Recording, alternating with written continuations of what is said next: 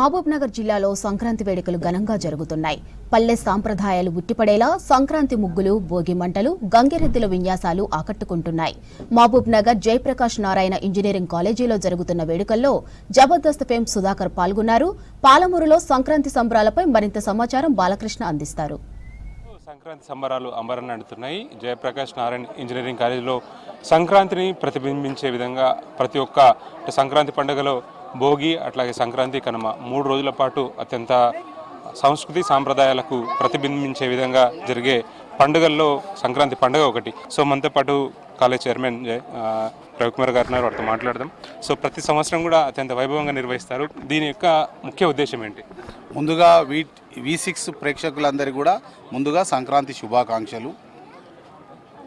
ప్రతి సంవత్సరం క్యాలెండర్ కొత్త ఇయర్ ఆంగ్ల సంవత్సరంలో వచ్చే మొట్టమొదటి పెద్ద పండుగ సంక్రాంతి పండుగ. ఇది ఒకటే మన హైందవ ధర్మంలో డేట్ ప్రకారం వచ్చేది 14th, 15th, 16th. తర్వాత విద్యార్థులందరికీ కూడా సంక్రాంతి సంబరాలను ఘనంగా నిర్వహించాలనే ఉద్దేశంతో మన జయప్రకాష్ నారాయణ కాలేజ్ ఆఫ్ ఇంజనీరింగ్లో గత 3 సంవత్సరాల నుంచి నిర్వహిస్తున్నాం. అందులో భాగంగానే ఈరోజు కూడా ఈ పండుగలో 3 భాగాలు. మొదటి రోజు భోగి, రెండవ రోజు మకర సంక్రాంతి, మూడవ రోజు కనుమ పండుగ. ఆ మూడింటిని కలిపి ఈరోజు నిర్వహిస్తున్నాం. ఈ ప్రాంగణాన్ని ఒక కొత్త గ్రామీణ వాతావరణం ప్రతిబింబించే విధంగా ఉండాలని జయప్రకాష్ నగరంగా ఒక విలేజ్ను ఏర్పాటు చేయడం జరిగింది. ముందుగా ఒక బడి, ఒక గుడి, తర్వాత ఒక నారుమడిని నిర్మించడం జరిగింది.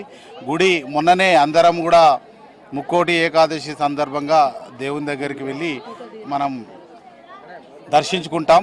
అది ప్రతిబింబించే విధంగా ఉత్తర ద్వార దర్శనాన్ని ప్రత్యేక ద్వారం పెట్టి వెంకటేశ్వర స్వామి గుడిని నిర్మించడం జరిగింది.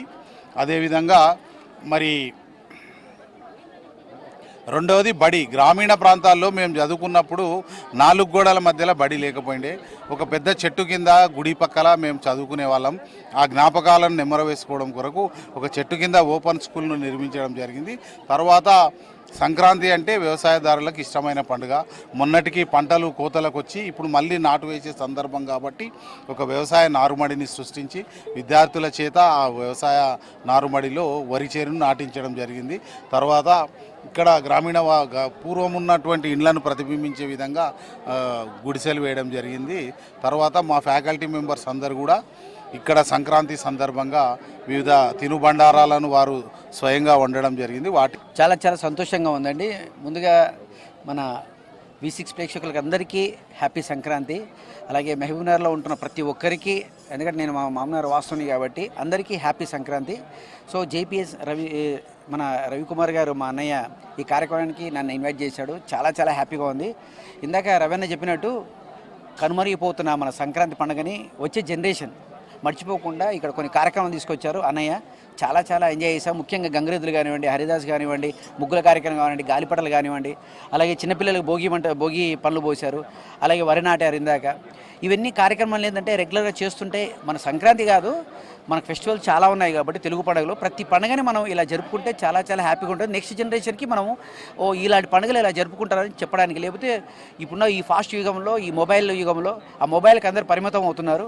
మ్యాక్సిమం ఎవరు పండుగల మీద దృష్టి పెట్టట్లేదు. ప్రతి ఇంటికి వెళ్ళినా కూడా గాలిపట, మేము చిన్నప్పుడు గాలిపటం ఎగిరేసేవాళ్ళం. ఇప్పుడు గాలిపటలు కాదు, మొబైల్లో గాలిపటలు ఎగిరేస్తున్నారు. ఈ గెటప్లో ఊళ్ళలో కనిపించే వల్ల ఎవరైనా ఈ గెటప్ వేసుకోవడానికి ఎవరు కనిపించే వాళ్ళు కాదు సార్. ఫస్ట్ టైం వేసుకోవడానికి చాలా ఆనందంగా ఉంది. మీ కాలేజీలో ఈ సంక్రాంతి ఫెస్టివల్స్ సెలబ్రేషన్స్ జరుగుతున్నాయి కదా, ఎట్లా అనిపిస్తుంది? చూసే వాళ్ళ కాలేజీలో ఇట్లాంటి అవకాశం వచ్చేది అంటే ఇట్లాంటి కాలేజీలు లాంటివి లేవు. 3 రోజుల నుండి కష్టపడితే ఈరోజు ఈ ఫలితం వచ్చిందని చాలా ఆనందంగా ఉంది. మామూలుగా హరిదాసులు ఏం చేస్తారు తెలుసా మీకు? కీర్తనలు పెంచి వాళ్ళకి కావాల్సిన పైసలు లేదా బియ్యం తీసుకునేవాళ్ళు. Okay, right. Camera person Srinivas, Balakrishna, V6 news, Mahabubnagar.